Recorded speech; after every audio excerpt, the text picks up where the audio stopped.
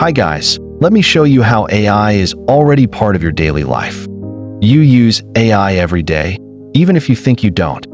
Most people think AI is something futuristic, but the truth is, AI is already part of your daily life. Let me show you how. Example 1. Smartphones. Your phone uses AI to predict text when you type, improve photos, recognize faces. AI makes phones smarter without you noticing. Example 2. Social media. AI decides what videos you see, which posts appear first, what content gets recommended. Every scroll is guided by AI. Example 3. Banking and finance. Banks use AI to detect fraud, approve transactions, analyze spending patterns.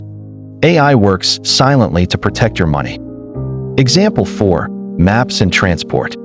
Navigation apps use AI to predict traffic, suggest faster routes, estimate arrival time.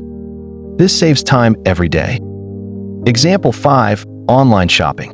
AI recommends products you may like, similar items, personalized ads. That's why shopping feels tailored. Why this matters?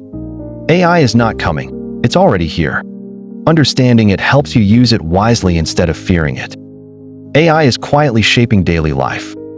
Subscribe to AI Made Simple for clear and simple AI explanations.